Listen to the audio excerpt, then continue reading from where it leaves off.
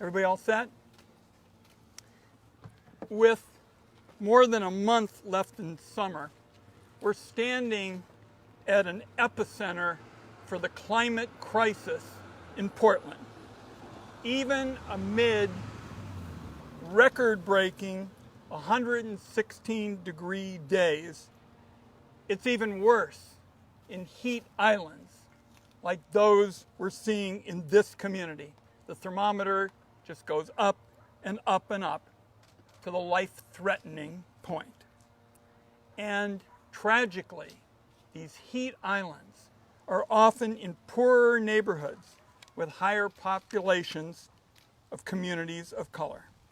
So whether it is one punishing triple-digit summer day in Portland, or the devastating report from global scientists, the evidence change is piled higher than our very own Mount Hood. And as we're going to talk about, and I'll give them a form momentarily, our guests know that we've got to have, for this life and death crisis, we've got to have a timely and urgent response. As chairman of the Senate Finance Committee, that's what I'm working on. I'll touch on just a couple of things. Program over to my friends. First of all, we all understand that moving away from fossil fuels is absolutely crucial. And as chairman of the Senate Finance Committee, I was able to take the more than 40 separate provisions in the tax code on energy, most of them relics, fossil fuel relics, to lobbies of yesteryear, and we were able to throw them in the trash can. And substituting now would be one for clean energy, one for clean transportation fuel, and one for energy efficiency. More green for less green. That's where we ought to be going for the future. And that's what the Clean Energy for America bill does, and I think that legislation will be part of the final. What we're going to tell you, though, is we need action right now.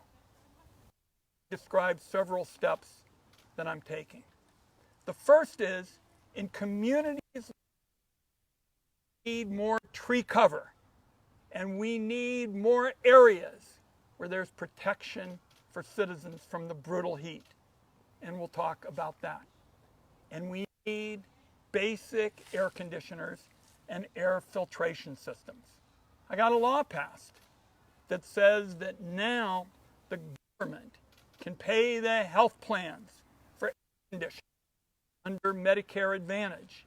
And over the last 10 days, I've been pushing the health insurance companies to get moving, because the government has said it'll be a priority. They'll pay for it. In this community, though, we've got a lot of folks who aren't on Medicare Advantage. They depend on Medicaid, the program for the most vulnerable, the people who every single day balance the bill against their fuel bill, and the fuel bill against housing costs. And what I wanted to do this morning, before I turn the program over, is to pledge that this fall, in addition to tree cover and other local greenery for our community, I'm going to make sure that there's help for folks on Medicaid.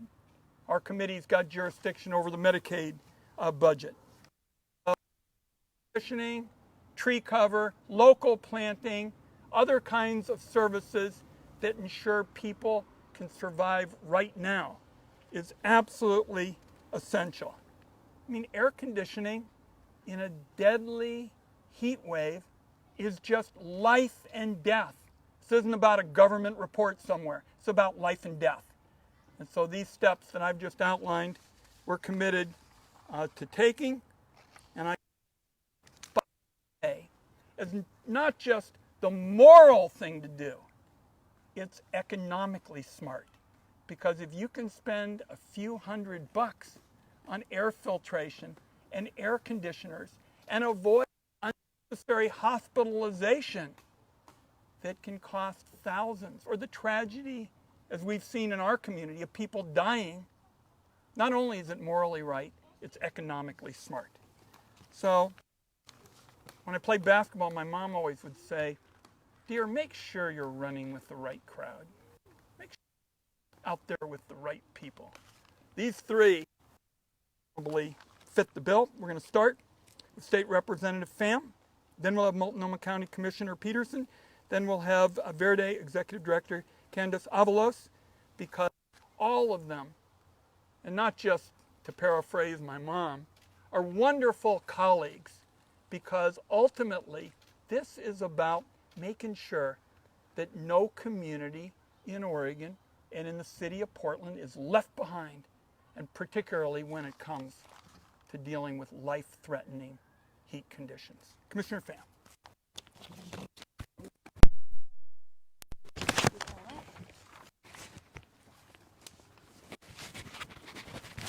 Oh, we don't pass it.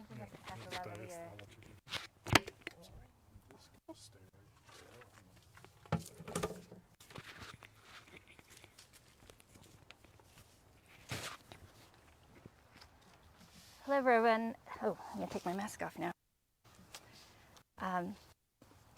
Everyone, Pham, and I am the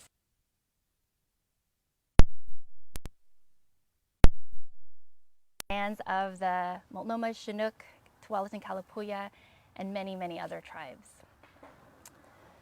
Where we are here today, Lentz, is a unique neighborhood in my district, but it tells a familiar to take aerial shots of West Portland and Laurelhurst and some of the wealthier parts of the city and compare them to aerial shots of this neighborhood and other neighborhoods along 82nd Avenue, you would see a stark difference in tree canopy. And that stark difference is a matter of life or death, as we've seen in these most recent heat waves. As a community organizer here for many years, I talked with neighbors and heard about their concerns with being an air pollution hotspot. They're boxed in by 82nd Avenue and the 205 freeway, and some of which is a state highway and Division Street. In addition to making our neighborhoods more polluted, and we know that because we have city almost double the city average, these asphalt roads and the lack of tree canopy that have these deadly urban heat research can be up to 25 degrees hotter than other parts of the city and 9 degrees hotter than the city average. So that means when it's 96 degrees on the thermometer or the official weather report, it's actually 105 degrees here in Lentz. Or standing along 82nd Avenue. So that's why we need neighborhood level responses. We have to recognize that certain neighborhoods have these urban heat islands and are disproportionately affected because they have less tree canopy and they have these deadly urban heat islands. And these are the same neighborhoods that are more likely to have where low income communities and BIPOC communities are living. Now that climate change and these heat waves and ice storms are the new climate normal, the government needs to actually respond by making sure that we're guaranteeing certain safety measures whenever any heat wave happens, that people can just rely on. For example, free transit whenever there's a heat advisory, cooling centers at known neighborhood spots like schools or community centers. There's funding for heat pumps and weatherization, ensuring that no landlords are allowed to ban air conditioning units or in their apartments, investing in more tree canopy, and also looking at our building codes and our zoning and development codes to make sure that we're addressing the urban heat index. As I said, now that heat waves and ice storms are the new climate normal, we need to prepare the same urgency and the same preparedness that we would with any hurricane or any other disaster. One thing that's given me hope has been to see both the government starting to really adjust and transform itself, but also the community grassroots mutual aid responses. Here in Lents Park, we saw neighbors coming together to pass out cold bottles of water to our unhoused neighbors. And we saw this happening across the city. And I think that's the kind of partnership that we need to really invest in as government, because community members know their neighborhoods the best. They know their needs. They know the very specific hyper-local responses that are needed in disaster. Right now, our government's disaster response is really modeled in kind of a top-down centralized command structure, which is important. But we need to be able to expand that to include more grassroots, decentralized community partnerships that recognize that community members know their needs the best. Ultimately, the lessons that we've learned this past year, whether it's been the ice storms, the COVID pandemic, or the heat waves, have been the same. The most resilient communities are organized communities. Get our neighborhoods the supports that they need to take care of each other. It's time to take more investments into cooling down these urban heat islands and giving communities what they need to be resilient. Thank you very much. Thank you, Representative Pham. Commissioner. Now everybody's... Nope, got it. All right. Okay.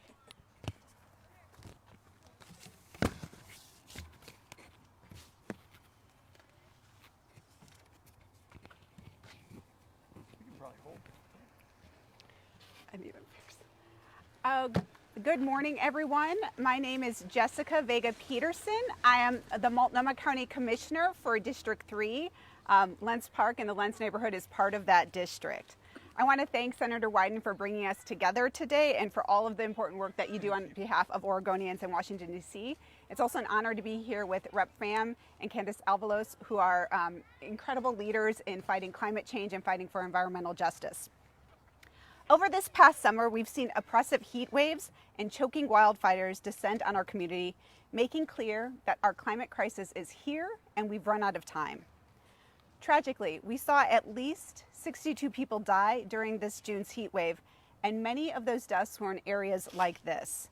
Neighborhoods with low tree canopy coverage, which creates deadly heat islands with the surrounding environments as they radiate heat.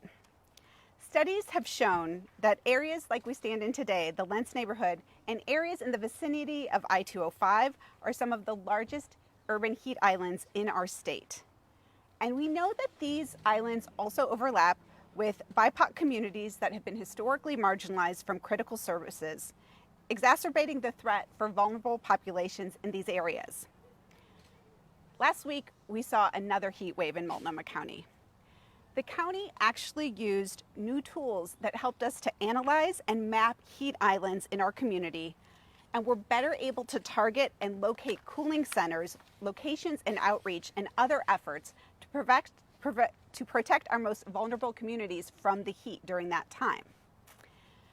During this past heat wave, I had an opportunity to visit one of the shelters that we've set up. We know that 653 people found overnight shelter within these cooling centers. We had over 400 staff and volunteers help. The community came together during this last heat wave to show up for each other and to protect lives during these heat experiences that are becoming more and more common.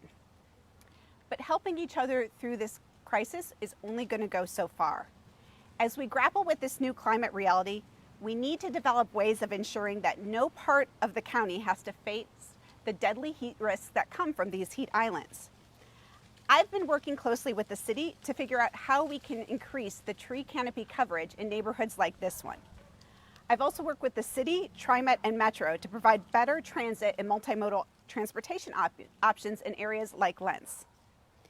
I've also been proud to champion many of Oregon's efforts to end our fossil fuel era, from developing the Clean Fuel Standard and the phase out of coal from our energy mix as a state legislature to pushing forward our commitment to 100% renewable energy and environmental justice at Multnomah County.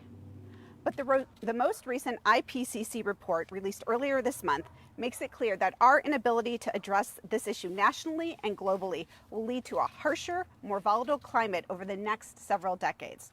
We don't have any time to lose.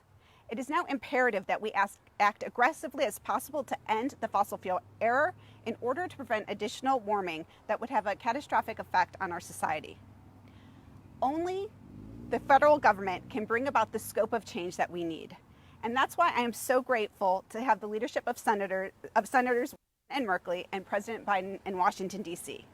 We need a nationwide effort on par with the response to the Great Depression and World War II to build a new global economy structured around equity and renewable and sustainable energy.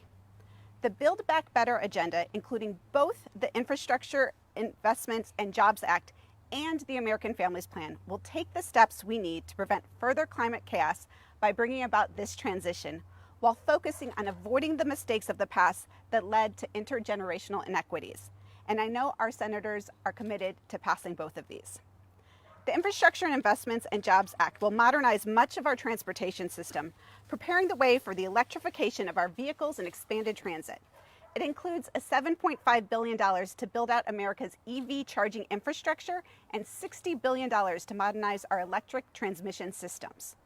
But that legislation alone is not enough, which is why it's imperative that Congress acts swiftly to pass the rest of President Biden's agenda through the American Families Plan.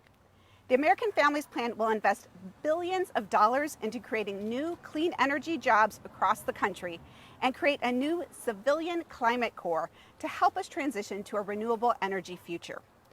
All of these programs are critical for our region and will protect the necessary resources and provide the necessary resources to address urban heat islands and protect our most vulnerable from climate chaos. The bill will also cut taxes for thousands of working and middle-class families, alleviating burdens and providing households with more resources to weatherize and adapt to our changing climate. I implore Congress to act swiftly and decisively. Thank you. Thank you, Commissioner Avalos. How long have you been on the job now? Almost 4 months. I was going to say, you're a veteran. All right.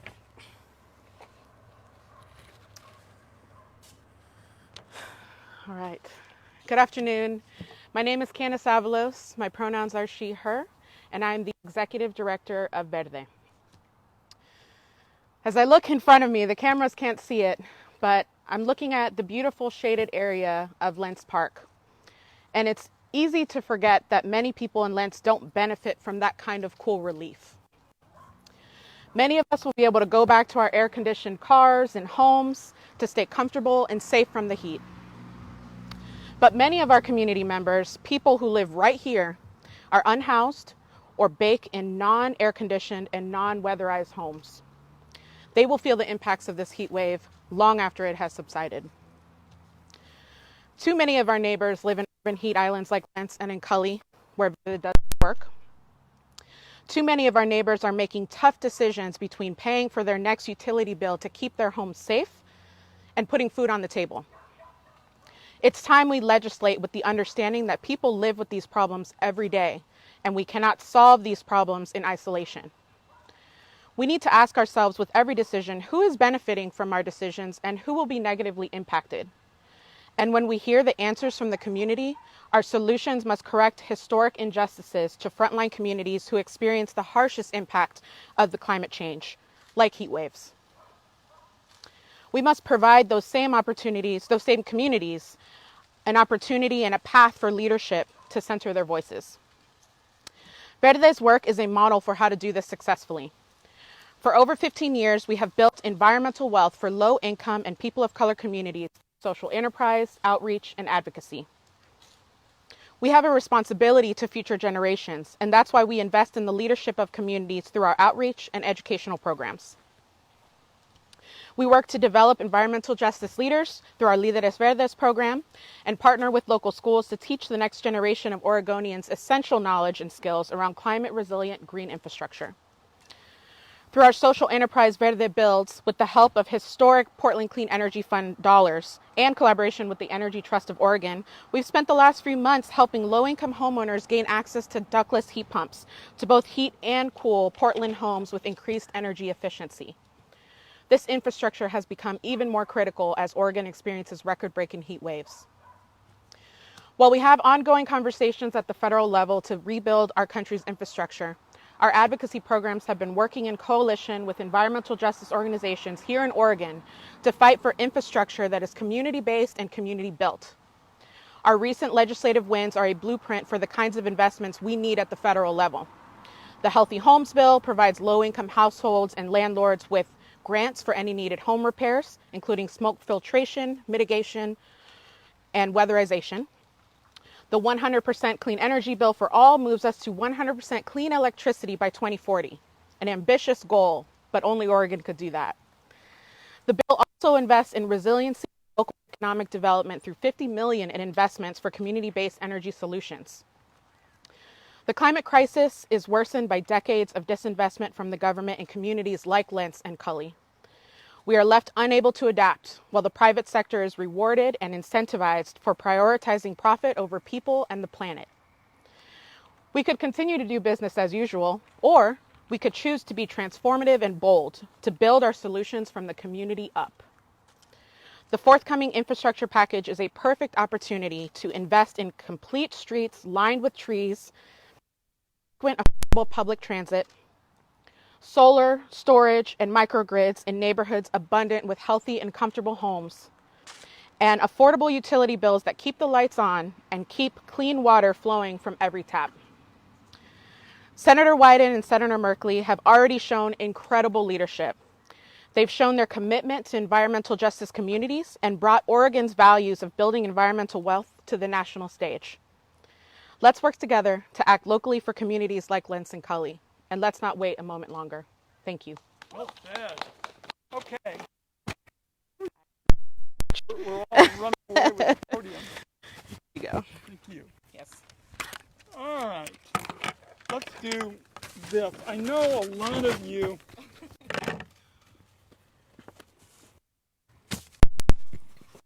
lot of you have questions about a variety of subjects, and I thought this issue of environmental justice, and particularly pulling together the federal government and the state government and counties and the nonprofit sector was so important that I think we let you know we'll take questions on this issue of environmental justice first, because this is so urgent. And whether it's the Forest Service and tree cover or green spaces, and I'm pushing the Forest Service to do more and do it quickly. We heard about the state, we heard about the local government. We've seen the wonderful work Candace has done in just a few months. We are mobilizing. We are mobilizing for environmental justice. And let's take questions on that. And then I know many of you have questions on national issues that are important as well. Questions?